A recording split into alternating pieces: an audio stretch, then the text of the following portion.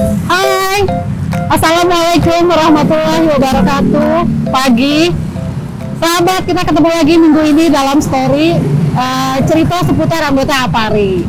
Nah, kali ini saya sudah ada di Resto Gria Kulo. Resto ini ada hubungannya dengan tamu kita hari ini.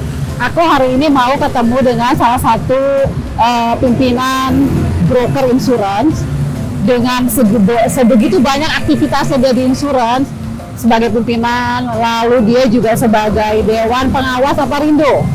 Tapi ternyata dia punya bidang usaha yang sangat banyak sekali. Salah satunya restoran ini. Nah, kita ketemu langsung yuk di dalam yuk.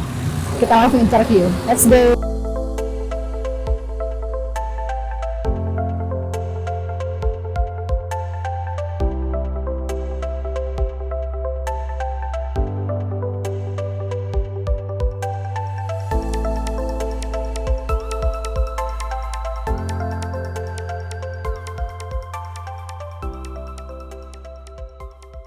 Oke sahabat, bintang tamu kita minggu ini seperti yang saya sebut tadi adalah Pak Beni Hapsoro.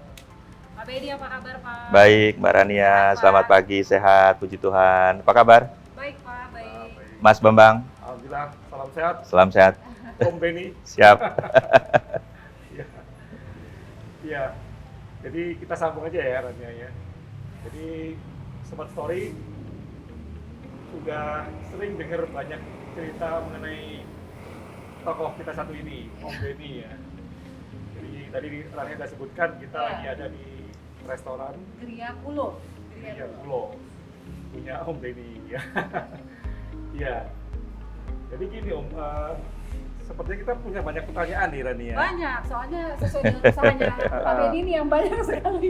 Tapi mungkin sebelum sampai ke sana, pengen denger awal dulu nih, cerita dulu kok bisa punya resto dan punya bisnis nih, perjalanan karirnya seperti apa nih Om? Yang kita kenalkan dulu di asuransi, kita sama-sama lah memulai dari awal gitu ya. Mungkin bisa di-share ke teman-teman story ya. Oke, baik Mas Bambang, Mbak Rania.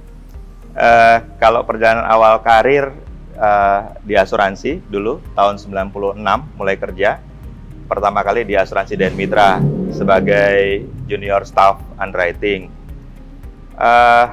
Berkecimpung kira-kira di dunia underwriter itu sekitar 9 tahun lah. 9 tahun. 9 tahun, 7 tahun di underwriter, terus kemudian 2 tahun terakhir di broker. Oke. Ya, background-nya selalu di technical. Ya, dulu underwriting dan reinsurance department. Sampai kemudian tahun 2003 mencoba memulai bisnis di brokers dengan beberapa kawan. Sampai sekitar tahun 2005 lah kira-kira, karena satu dan lain hal pecah kongsi, sehingga kemudian memutuskan tahun 2005 itu untuk keluar dari broker tersebut, dulu Arta Jasa Indonesia. Nah pada saat itu secara ekonomi sebenarnya sedang tidak terlalu bagus, ya, tapi ya terpaksa harus keluar dan pingin mandiri. Walaupun tidak punya modal, sempat datang ke beberapa klien, mengundang mereka untuk jadi investor. Alhamdulillah ditolak. Alhamdulillah ditolak. Alhamdulillah ditolak. Mungkin sebagai profesional mereka percaya, tapi sebagai pengusaha belum dipercaya. Oke. Sehingga waktu itu ya short story sempat dikenalkan oleh salah satu kawan ke Sedana Pacific Service Tama. Dulu mereka membutuhkan tenaga ahli. Kan dulu masih jarang ya 3IK ya. APARI belum ada, CIB belum ada tahun 2005 itu. Jadi mereka butuh gelar itu sebagai advisor, technical advisor, tenaga ahli. Saya masuk, tapi konsepnya bukan karyawan, jadi tidak digaji. Nah, saat itu ada 3 sahabat, jadi satu yang mengenalkan dengan Sedana, pemilik Sedana. Yang kedua, karena kasihan kali ya, saya dikasih uang dulu 10 juta rupiah sama teman itu, sama kawan itu, Pak Andreas Langgeng. Langgeng. Ya, yang sekarang jadi partner saya di Sedana. Satu lagi, saya dikasih uang 15 juta rupiah oleh Pak Hedi Hudayana, Tugu Pratama Indonesia, Pak Hedi. Sahabat-sahabat yang mensupport saya pada saat titik terendah saya. Mereka nggak bilang minjemin, nggak bilang apa, ngasih lah pokoknya. Jadi 10 juta tuh saya beli peralatan kerja, komputer bekas, meja, kursi, semuanya peralatan kerja. Jadi 2005 tuh saya pegang cash sekitar 15 juta rupiah. Saya sebagai associate di Sedana. Sedana ya. Sampai short story lah kira-kira tahun 2008, Sedana oleh pemilik-pemilik yang lama dijual. Ditawarkanlah kepada saya tahun 2008, ya 100% akhirnya Sedana saya beli. Ini luar biasa loh, memulai dari tidak dibayar oleh Sedana sampai Dalam dibeli. jangka waktu cuma berapa tahun? Oke. Beli langsung ya Pak. Beli izin sih, bukan beli aset. Kalau beli aset ya nggak punya uang lah. Ya. Tetap aja ya. Jadi apa namanya, short story-nya kira-kira seperti itu. Sampai kira-kira tahun 2009-10 lah, saya membeli ini, kemudian memulai resto ini, Griokulo Resto, kemudian memulai usaha resto. Saat ini ditangani oleh kakak-kakak saya. Terus perjalanan sekitar 2010 juga mulai berbisnis yang lain. Waktu itu sempat tongkang, penyewaan tongkang, sempat nambang batu bara juga. Tapi lucknya mungkin tidak ditambang batu bara. Dengan kakak ipar waktu itu, terus sampai beli alat berat dan penyewaan alat berat untuk batu bara. Itu sampai sekarang masih, tapi dengan bendera bukan Sedana sih, dengan kakak ipar. Kira-kira tahun 2016 mulai memikirkan juga satu bisnis yang kira-kira real lah, ya, untuk legacy ke anak lah, generasi penerus. Karena kalau kita bicara insurance kan servicing, dan kita bicara industri kita lebih kepada profile individunya, kepada relationship dan segala macam. Jadi ketika kita, ya walaupun banyak broker-broker yang juga profesional yang ada seperti mungkin IBS, MIR, GV dan segala macam yang memang sudah dikelola profesional, tidak lagi oleh owner. Tapi kalau kita bicara broker Indonesia, pengelolanya adalah owner juga. Jadi pingin satu bisnis yang bisa legacy, yang memang barangnya atau produknya real. Kenapa kemudian masuk di agro dan di cattle, dasar utamanya adalah itu. Tapi kemudian pilihannya juga kenapa agro dan cattle, saya melihatnya simpel sih, bahwa agrobisnis adalah salah satu pilar ekonomi yang paling basic, yang kita tahu mungkin food, water, dan energi itu kan kebutuhan orang sepanjang hidup. Teknologi multimedia dan segala macamnya atau sektor-sektor lain juga tapi paling basic adalah makanan, air, dan energi. Cuma kalau mau pilihannya ke energi terlalu besar kapitalnya, water pun juga terlalu besar kapitalnya, sehingga apa yang bisa dimulai dari kecil ya di food, di pangan. Itulah awal muasalnya. Kemudian ada Sedana Agro dan Sedana Cattle Farm, gitu kira-kira. Om, ini kayaknya banyak nih Ran yang kita mau tanya ya. Ada batu bara, ada alat berat ya, ada lagi agro, ada lagi cattle. Ada lagi rebroker Om. Insurance broker, Nama resto ini Pak. Ya. Resto ini kalau nggak salah tadi 2005. 2010. 2010. Ya. Awalnya ke resto ini Pak Beri ini suka kuliner apa gimana nih Pak? Apa memang Suka kuliner ya, suka kuliner turunan dari ayah juga ya, suka kuliner, suka nyoba hunting kemana-kemana gitu kan. Awalnya sebenarnya tempat ini rencana awalnya buat kantor, tapi karena mikir-mikir, terlalu pinggir di selatan Jakarta, kasihan teman-teman nanti harus transportasinya susah, sehingga waktu itu kemudian nggak diteruskan untuk kantornya. Kebetulan kakak-kakak saat itu sedang tidak ada kegiatan, saya tanyakan ke mereka, kira-kira mau kegiatan apa, ya mereka minat untuk di kuliner, ya udah akhirnya disiapkanlah ini untuk kuliner. Ini sebenarnya lebih banyak sekarang terpakai untuk function house, function house, catering, lebih banyak untuk sana. Jadi untuk acara-acara pernikahan dan segala macam. bukan cuma resto Iya, lebih banyak mungkin buat Lokasinya function. juga strategis soalnya, Pak. Iya. Pinggir Jakarta tapi. Ya. Ini ya joglo modelnya ya. Jadi Iya, betul. Tradisional, Tradisional. etnik, ya. sesuai dengan Banyak asalnya yang Pak bisa Benny diukur. kayaknya ya. Sesuai benar. Ini pun dapatnya dari kampung, dari kampungnya Bapak di Oke. Wonogiri. Oke Om, jadi kita tertarik nih dengan situasi di sini. Mejanya unik. Lebih unik lagi yang dipajang ini Om. Siap. Ya, ini mungkin bisa diceritakan nih Om Benny ini apa, terus bagaimana kok bisa sampai di meja ini gitu ya. Siap. Jadi kenapa kemudian ada sorghum? Ini sorghum ya. Ini namanya sorghum. Ya. Kenapa Sedana fokus kemudian pengembangannya adalah di pertanian di sorghum. Memang di Indonesia ini sorghum belum banyak dikenal, even sampai sekarang, ya.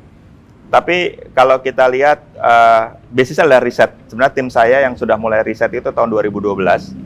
Tapi kemudian mereka baru bergabung dengan Sedana itu di 2016 dan mereka bawa proposal tentang sorghum yang saya lihat tanaman ini multi-purpose plantation. Oh. Risetnya itu untuk food, feed, dan energi. Hmm. Nah, yang menarik dari sorghum yang tadi adalah multi-purpose, bisa buat food, feed, dan energi, bahwa tanaman ini resilient terhadap iklim.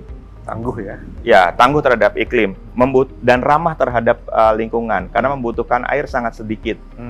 Jadi nggak seperti sawit yang isunya butuh air banyak gitu ya. Tapi tanaman ini sangat sedikit membutuhkan air, low maintenance, dan tadi multi-purpose product. Nah, dari sisi produk, kalau kita bicara untuk food, nutritional benefit-nya itu luar biasa. Nah, kalau sekarang kita lihat prevalensi masyarakat kita, masyarakat dunia terhadap penyakit-penyakit seperti diabetik mungkin, atau imun, atau autism itu semakin tinggi. Dan ternyata sorghum ini membuat atau membawa atau memberikan satu solusi bagi para penderita diabetik, autoimun, dan autism. Termasuk juga mungkin yang punya healthy conscious lah ya, yang memang concern terhadap kesehatannya tinggi. Karena nutrisinya luar biasa. Kalau berdasarkan penelitian di para pakar di dunia, ini superfood terkategorinya. Sorghum ini superfood dan future food. Future. Ya. Kalau orang bilang future food, yang kami mau lakukan adalah kenapa harus nunggu future? Kenapa nggak kita lakukan sekarang? The future is now ya. Iya, the future is now. Itu yang Sedana lakukan, gitu. Jadi orang yang bilang future kita lakukan sekarang. Dan hasil riset kita di Food, Feed, dan Energy ini yang menarik adalah Sedana saat ini mungkin satu-satunya dari semua produk turunan sorghum, Sedana satu-satunya saat ini di dunia, ya di dunia Indonesia lah, yang bisa membuat gula kristal dari sorghum. Gula kristal dari sorghum. Ya. Satu-satunya di Indonesia. Satu-satunya di Indonesia dan di dunia. Para pakar, saintis dan segala macam dalam literaturnya menyampaikan bahwa potensinya untuk gula itu besar, potensinya. Tetapi ada hambatan yang terkandung dalam sorghum ini yang membuat dia tidak bisa dikristalkan. Nah, Sedana yang bisa bikin breakthrough itu untuk kemudian sorghum itu bisa dikristalkan. Termasuk produk-produk turunan inovasi yang kita lakukan lainnya. Jadi gulanya tadi itu bisa buat minuman Om ya? Ya, dan yang menarik, gulanya sorghum ini low glycemic. Jadi low glycemic itu diserap, glikemiknya rendah, diserap darahnya lambat, dirilisnya lambat. Sehingga menjaga kestabilan gula darah. Oke, tampaknya secara kesehatan bermanfaat ya. Tapi Betul. kita perlu tahu rasanya nih, Rane. Siap. Gimana Om? Ada yang bisa di... Kita coba ya, Waduh, Saya sekarang langsung lu datang. concern sama kesehatan, Pak. Banyak Betul. lifestyle-nya sudah berubah. Mau Thank coba? you. Gulanya Om Benny? Mas, tolong Mas. Ini tadi lepas gula yang Ini belum dikasih gula. Nanti silahkan coba gula sendiri. Gulanya ada di... Ada sebentar. Oh ya, oke. Kalau di kemasan yang mana nih Pak gulanya? Gulanya yang ini gula kristal, ya. Oh, iya. Itu warnanya kayak brown sugar. Tapi ini ada brown sugar khusus. Ya. Nah, kalau buat kopi, Berapa banyak? monggo. Kalau brown sugar rasanya lebih creamy Berapa sendok? buat kopi. Kalau teh lebih cocok yang crystal sugarnya. Kita sambil coba ya. Mau. Takarannya Oke. sama seperti takaran gula biasa. Oke, kalau orang Jadi nggak apa ya. silakan di ini. Kita udah banyak orang yang maksudnya kalau untuk gula-gula yang biasa tuh Pak, yang nggak Ya, udah pada takut sekarang. biasa sih 2-3 sendok, Mas Bambang. Biasanya, tapi selera. Kadang orang kan Coba dulu. sukanya lebih pahit gitu ya. Kurang ya. Aku Silakan. suka manis. Jadi ini sudah tersedia di mana-mana Om ya? Ya, Produk ini. kita di jaringan modern trade, retail modern ada di seperti di Grand Lucky, di Ranch Market, di Farmers, terus toko-toko online, toko-toko offline seperti klub sehat dan segala macam. Dari Sumatera, Jawa, Sulawesi, Kalimantan ada, Bali ada. Wow. Ya, oke. ya masih skala kecil karena ini kan masih dalam proses promotion. Iya. Ya, Oke juga rasanya. Ya, Pak, ya? ya Grand lagi ada, lagi. Rasanya oke juga. Dan saat ini khusus kita bicara gulanya, hari ini kami sedang mengikuti Food Startup Indonesia dan dari 6.400 pendaftar yang terkurasi 1.000 peserta. Dari 1.000 peserta terpilih 100 peserta yang acaranya pemilihannya di Bali dari tanggal 13 kemarin sampai dengan hari ini tanggal 15. Oke. Dan semalam Sorghum Food masuk dalam 25 besar. Wow. Oke. Mohon doanya hari ini final kalau bisa terpilih menjadi 3 besar atau yang terbaik di Food Startup Iya. Indonesia. Iya. Mohon doanya. Ya. Anyway, selamat Om. Sudah sampai 20 besar, udah prestasi ya. Iya, kebanggaan, bangga. Oke. Jadi tadi kalau diceritakan asal muasalnya justru karena ada teman atau orang yang membuat proposal untuk kerjasama Om ya. Iya, penelitian mereka melakukan penelitian, penelitian. betul. Jadi artinya bukan harus berasal dari passion diri sendiri itu enggak Om ya. Enggak. Jadi bisnis itu bisa datang dari mana aja lah gitu ya. Bisnis bisa datang dari mana saja. Tapi kalau kita bicara, ya banyak teman-teman yang mungkin juga diskusi lah dengan saya. Sebaiknya memulai bisnis itu dari mana, gitu ya. Kalau bicara mulai ketika mau tahap awal berbisnis, tentunya yang paling mudah bicara passion, paling mudah. Iya. Ya.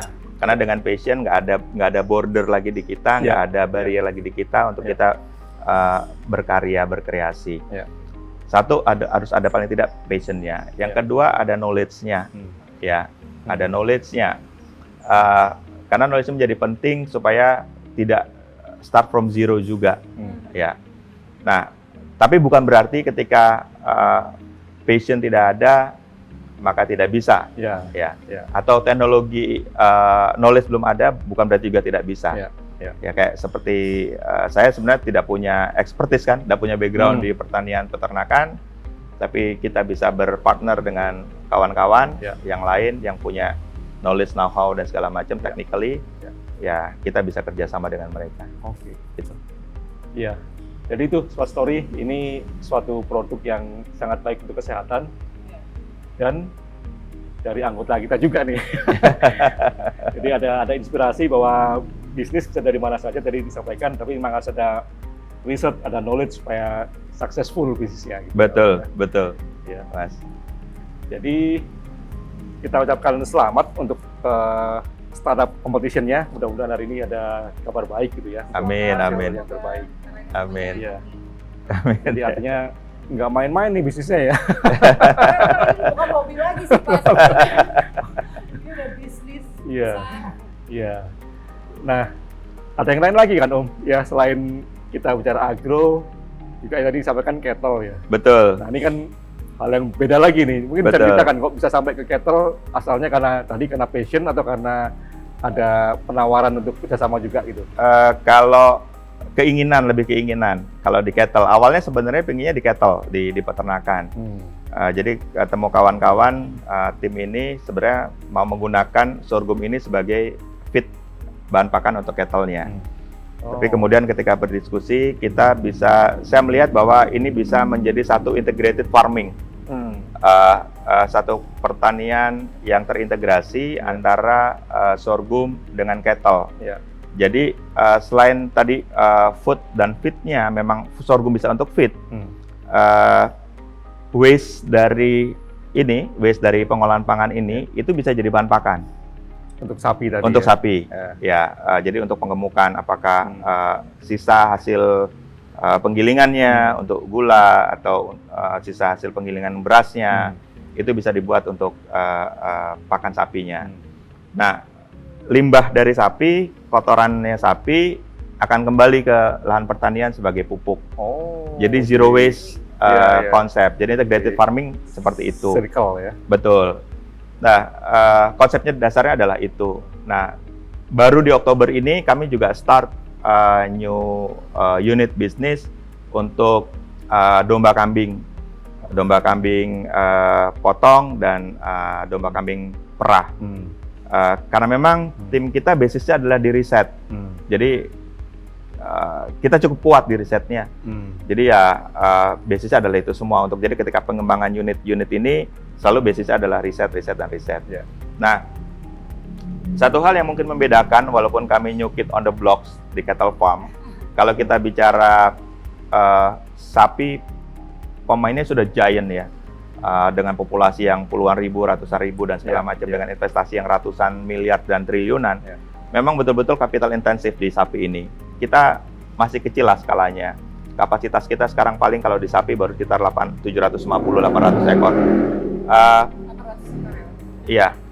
Tetapi yang membedakan kita adalah dari quality product, dari outputnya.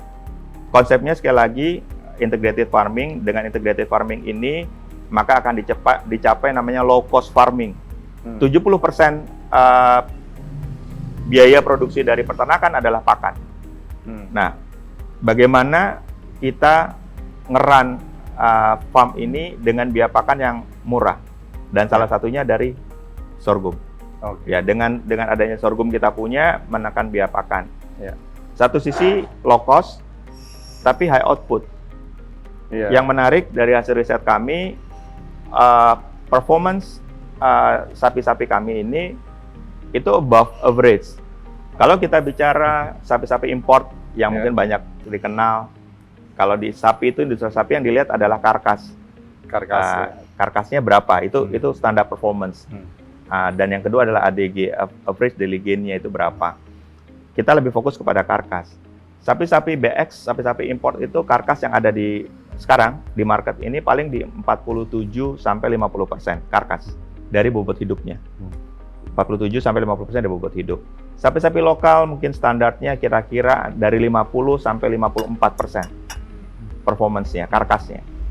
Sapi-sapi sedana cattle range-nya dari 54-60%. Wow. Jauh di atas. Jauh di atas dari yang ada di market saat ini para pelaku industri. Nah, dengan capaian karkas yang lebih tinggi, maka value kepada kita juga akan semakin tinggi. Nilai rupiah yang kita dapat semakin tinggi. Belum lagi bicara quality dagingnya. Ya, dengan less lemak yang sedikit dan segala macam seperti itu. Nah, ini capaian yang dalam walaupun baru tadi 2016 saya sampaikan, tapi itu legalitas, akuisisi lahan dan segala macam. Kalau cattle baru mulai masuk ternak tuh tahun 2018. Jadi ini masuk tahun ketiga sebenarnya. Ya, new kids on the block mungkin walaupun populasi kecil tapi capaian kami sudah seperti itu. Dan itu yang akan kami lakukan juga nanti di domba kambing. Domba kambing kenapa ke sana? Yang kita ingin lakukan adalah kita memberikan breakthrough terhadap industri peternakan di Indonesia. Bagaimana pertama kuncinya adalah perbaikan genetik. Kalau di sapi mungkin udah agak sulit untuk sapi-sapi lokal dan butuh energi, kapital yang sangat banyak, waktu yang sangat panjang untuk melakukan breeding. Di domba kambing itu lebih shorter, lebih pendek waktunya. Kalau sapi itu kan butuh waktu 3 tahun paling tidak. Untuk dari bunting sampai anaknya bisa dijual. Di domba kambing itu setahun itu kita sudah bisa lihat hasilnya seperti apa. Setahun kita sudah bisa lihat. Jadi lebih visible untuk dilakukan dari nolnya.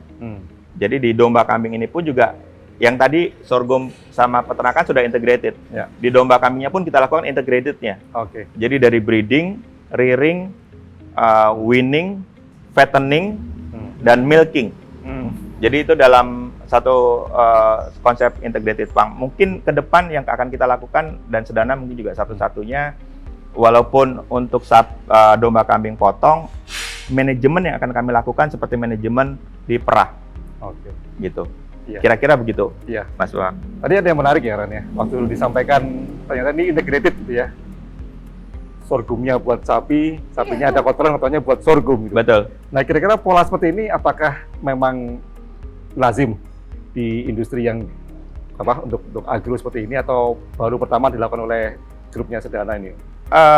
Sebenarnya lazim saja dilakukan, cuma tidak banyak yang mau melakukan. Oke. Ya, karena mungkin pilihan strategi bisnis, kayak feedlot segala macam, mereka mau fokus lebih kepada fatteningnya. Oke. Jadi ya buat pakan mereka cari yang simple dengan beli gitu ya, atau misalnya lebih banyak di sentrat, lebih mudah karena dari sisi produksi feed mill-nya. Oke. Seperti itu. Kemarin Rania kan ngajak nih, kenapa kita nggak wawancaranya di lokasinya di peternakan sapinya? Emang ada di mana ya Om? Boleh sih.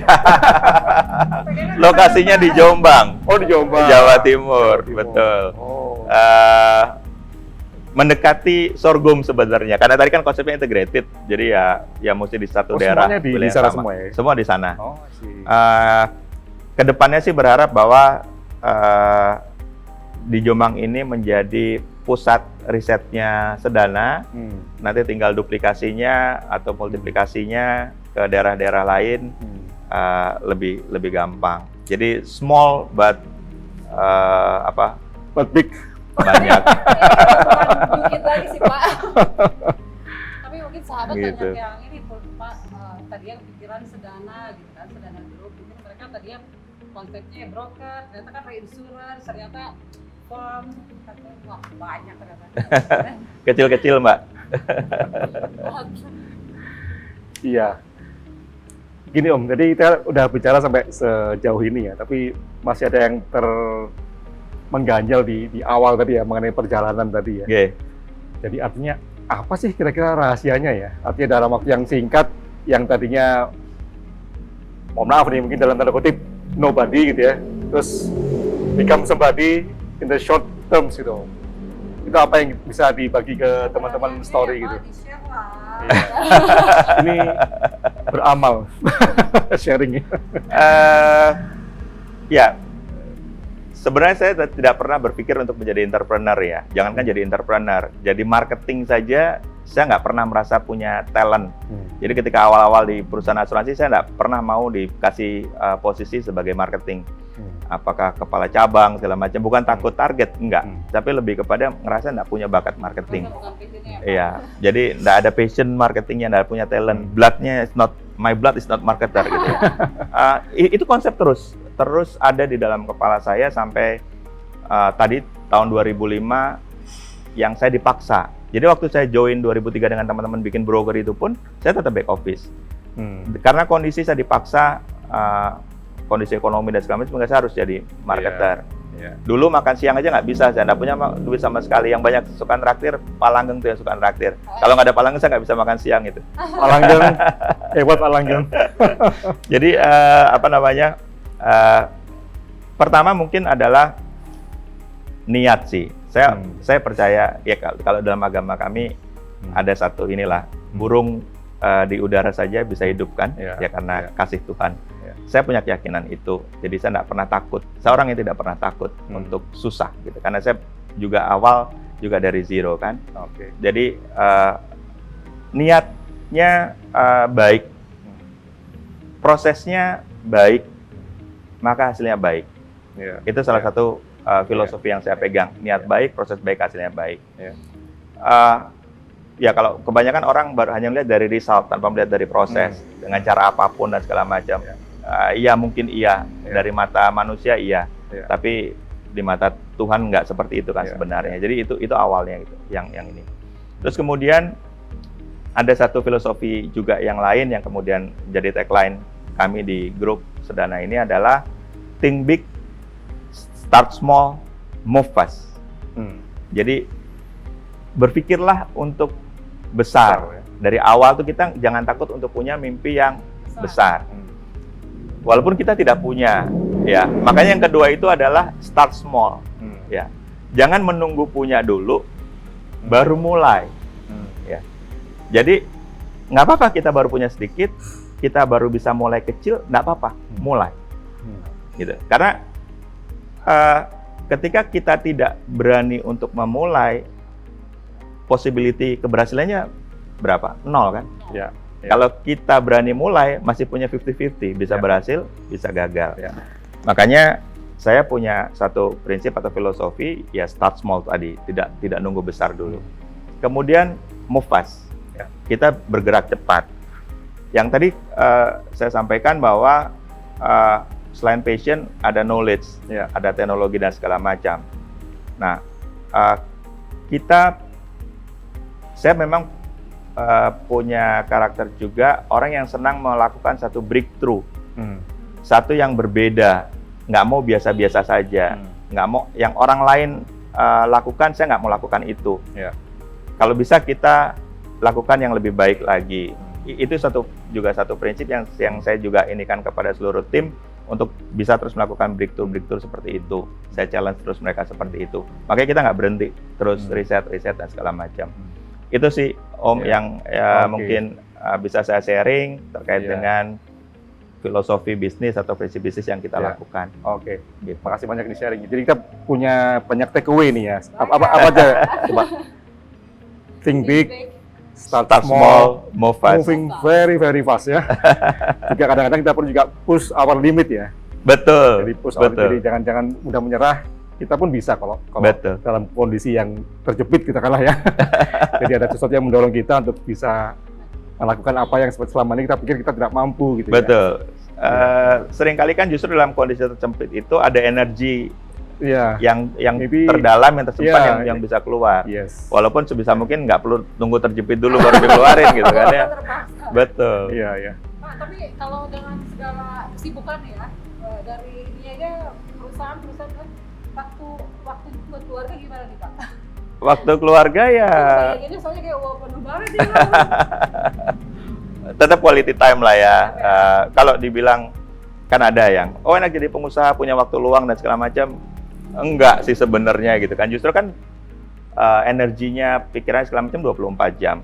Tinggal bagaimana berusaha membalancing saja. Ya bohong aja kalau misalnya tetap harus ada yang dikorbankan lah. Dari sisi waktu ya, tapi kita bicaranya quality sangat disupport. Kalau saya punya kebiasaan, kalau bisa sebisa-bisanya weekend itu ya buat family, gitu. Jadi kebetulan nggak hobi golf, karena teman-teman yang hobi golf Sabtu Minggu, saya mendingan enggak lah, mendingan buat family saja. Karena kalaupun tugas keluar kota, misalnya dinas dan segala macam ada keperluan, saya usahakan sekali Sabtu pagi itu sudah ada di rumah. Itu sih. Oke. Tadi Rani akan membayangkan kesibukan ya. Iya, soalnya aku bayanginnya kayak gini. Dan masih aktif di Dewan Pengawas kan? Iya, tiap hari Sudah enggak sekarang. Terakhir sudah bekerja enggak, betul. Oke. Iya. Tadi masalah kesibukan seperti itu. Tapi begini, Om, dikaitkan dengan basic lagi nih mengenai asuransi ini. Apakah memang tadi bisnis tadi itu memang sudah diasuransikan, Om? Sudah pasti semua. Sudah pasti semua. Ya. Serem juga loh kalau kalian ketemu modelan Pak Benny ini, broker Pak Benny, dari ujung sampai ujung tahu semua. Itu bukan cross selling lagi sih. Yang penting ternyata ada awareness juga untuk mengasuransikan walaupun itu bisnis milik sendiri ya, tidak hanya saran untuk klien tapi juga untuk diri sendiri. Harus. Oke. Ada lagi Ron yang mau tanyakan? Rencana kedepannya Pak. Iya. Kalau aku bilang mimpinya ini sekarang udah banyak sebenarnya. Iya. Kan orang pasti masih punya mimpi nih Pak. Mimpinya masih banyak. At least kalau kita bicara dari yang kalau insurance ya, pingin seperti yang juga punya konglomerasi keuangan, pingin lah ya someday somehow bisa punya asuransi sendiri gitu ya. Kalau di agro dan cattle sebenarnya dari sini punya banyak turunan. Kalau kita lihat kan ada gula, paling tidak punya ke depan bisa entitas sendiri, di spin off pabrik gula sendiri, kecap sama juga sendiri, beras, tepung, dan masih ada produk turunan lagi yang kita nggak bawa sebenarnya untuk yang ready to eat seperti sereal. Itu kita ada produk terakhir hasil riset kami yang kita keluarkan. Jadi kalau kita itu nanti unit-unit bisnis itu sudah seperti itu. Terus juga di cattle juga sama tadi, nanti ada sapi, ada domba, kambing yang sekarang sudah jalan. Baru mulai, ke depan pingin juga di sektor perikanan, itu yang sudah dalam radar sebenarnya. Di keuangan sebenarnya ada satu yang masih terpending, fintech. Crowdfunding sebenarnya. Jadi memberikan satu alternatif investasi buat masyarakat dengan basis usahanya adalah di sektor pertanian dan peternakan. Lagi disiapkan, tapi belum selesai. Ya, itu bakal menarik sekali sih Om, Insurtech ya. Oke, mungkin pertanyaan terakhir yang kayaknya nggak lengkap kalau nggak ditanyakan, apa kebahagiaan batin ya Om dengan bisnis agro dan bisnis cattle ini ya? Satu yang juga jadi prinsip, bagaimana kita bisa bermanfaat buat orang, memberikan value kepada orang, ya. Di agro dan di cattle, di semua usaha sih mestinya bisa lakukan juga ya. Tapi di agro dan cattle itu lebih besar, lebih kuat, karena tadi bring produk yang healthy, kita punya tanggung jawab moral. Sebenarnya kalau kita bicara mau shortcut, bisa nggak sih kita mau bicara untuk menekan cost, untuk naikin margin, dengan misalnya kita berikan, let's say, preservatif lah misalnya ya, atau pewarna dan segala macam, but itu kita tidak lakukan. Walaupun tantangannya di awal berat, produk natural kita nggak bisa klaim organik karena lahannya kita belum organik, walaupun prosesnya sudah organik. Tantangannya bagaimana produk ini awet dalam waktu yang panjang tapi tanpa pengawet. Nah, value-value itu yang saya nilai cukup kuat yang kita bisa deliver kepada masyarakat. Bagaimana memprovide pangan-pangan yang sehat. Kita sebagai satu pelaku usaha punya tanggung jawab moral untuk itu kepada konsumen. Yang pertama ke masyarakat konsumen. Yang kedua kepada petani. Ya, konsepnya adalah plasma inti. Kalau ditanya lebih menguntungkan mana sih, kita lakukan sendiri, sewa, terus kemudian kita semua proses on farm kita lakukan sendiri. Lebih menguntungkan itu sebenarnya. Tapi kalau itu kita lakukan, kita tidak memberikan value kepada petani. Mereka apa ini cuma dapat sewa. Sementara kalau kita plasma, kita beli mereka dengan harga yang wajar, dan yang kita manfaatkan itu adalah tanah-tanah yang tidak produktif, bukan tanah produktif, karena tadi sifatnya resilient. Jadi tanah produktif yang tadinya mereka tidak olah atau mungkin setahun sekali karena nunggu hujan, karena nggak ada irigasi, mereka bisa sepanjang tahun berproduksi, kita bisa beli hasilnya. Di ternak pun juga sama, karena kan tadi yang kami sampaikan, cita-cita kami ada perbaikan genetik. Kita berharap bahwa next, paling tidak tahun depan kami sudah bisa memprovide, kita mau jadi breeder dengan produk-produk ternak yang genetically baik. Dari situ sekali lagi peternak bisa mendapatkan, peternak rakyat ya, bisa mendapatkan added value-nya juga dengan itu. Jadi itu sih Om yang memang kita value, itu yang kita coba deliver kepada masyarakat. Oke, luar biasa ya. Tidak hanya sekedar Terus ya Pak. Terima kasih Mbak Rania, Mas Bambang. bisnis visual, tapi juga sampai berpikir bagaimana kita ada memperbaiki secara genetik, itu luar biasa sekali. Ini Mas Bambang, Mbak Rania, produk-produk olahan dari sorghum. Ini ada nasi goreng dengan nasinya, berasnya dari sorghum, bukan dari padi. Ini nasi goreng beras merah sorghum, buntut, nasi goreng Jawa beras merah. Ini beras putihnya, ada nasi goreng buntut dan nasi goreng trio kolong. Nah, di sini juga ada olahan minuman, basisnya adalah nektar sorghum. Nektar itu kalau kita familiar, orang kita bilangnya madu vegan, karena madu tapi bukan dari lebah, tapi dari nira sorghum. Ini minuman tradisional, ini cendol dengan gulanya juga gula sorghum. Ini snack, cookies dan bolu ya, dengan basisnya adalah tepungnya tepung sorghum, gulanya juga menggunakan gula sorghum. Ada nastar, ada apa nih Mbak namanya? Ini brownies mangga. Brownies. Terus cookie. Oke, ini Itu ada serabi. toge. Iya. Tapi mungkin karena ada karakter yang khusus, karena sorghum itu non gluten. Ya.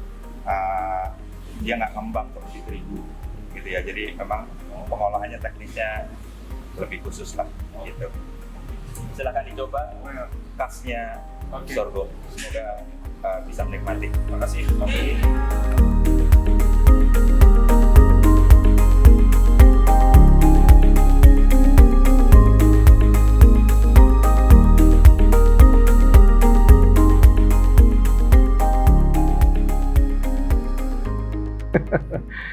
Mungkin yang terakhir ya, closing statement. Aku dari tadi kan usaha nih, udah banyak kalau usaha ya. Iya. Di karir juga. Mau tahu hobinya sebenarnya apa Pak selain usaha ini? Hobi yang biasa-biasa gitu apa yang kan golf tadi nggak hobi nih. Oh, enggak hobi. Nyanyi di kamar mandi. Hobi baca-baca ya. Hobi sebenarnya yang sekarang tidak bisa dilakukan, belum bisa dilakukan. Naik gunung sebenarnya. Wow. Jadi dari SMA kuliah cukup sering, begitu kerja karena kesibukan segala macam, udah gitu badan jadi sehat begini kan. Naik tangga aja ngos-ngosan gitu. Tapi pingin itu gitu kan. Itu yang hobinya sebenarnya di adventure, di petualangan. Ya olahraga bela diri udah zaman masih muda, sekarang udah tua lah ya. Itu yang belum bisa dilakukan lagi sih. Pingin bisa lakukan gitu. Betul. Oke. Udah. Iya, sahabat story, banyak hal yang kita dapatkan dari narasumber kita pada hari ini. Tapi sebelum kita akhiri, pesan-pesan buat para sahabat story, sesuatu hal yang bisa memberikan insight atau inspirasi pada kita untuk bisa mengikuti jejak atau mungkin juga membuka peluang-peluang baru bagi teman-teman, silakan. Ya, buat rekan-rekan semuanya, sekedar sharing saja. Satu hal ketika kita mau berbisnis atau berusaha, yang harus dimiliki adalah keberanian untuk keluar dari satu comfort zone, gitu kan. Berani untuk mengambil resiko. Saya termasuk yang risk taker sebenarnya. Tapi tentunya keberanian itu tetap dengan pertimbangan-pertimbangan yang matang, bukan satu keberanian yang konyol, tidak punya modal. Modal itu bukan berarti bicara sekedar finansial, tapi bahwa knowledge, know-how, network apapun itu yang terkategori juga sebagai modal sebenarnya. Jadi keberanian untuk mencoba, keberanian untuk memulai sesuatu yang baru, dan selalu bisa membawa satu breakthrough di dalam apapun yang kita geluti. Mungkin itu saja. Iya. Oke. Pak, terima kasih banyak. Terima kasih Terima banyak, kasih Om Mas Beni. Bambang, Mbak Ya. Rania. Mudah-mudahan- Sehat selalu, sukses. Ya, sama-sama. Semoga kita Semuanya. semua semakin sukses. Yang penting kita tetap sehat, Siap, selamat. Kita harus menang melawan COVID-19 ya. siap. Oke, sahabat story, kita berjumpa lagi di story berikutnya. Terima kasih. Assalamualaikum warahmatullahi wabarakatuh.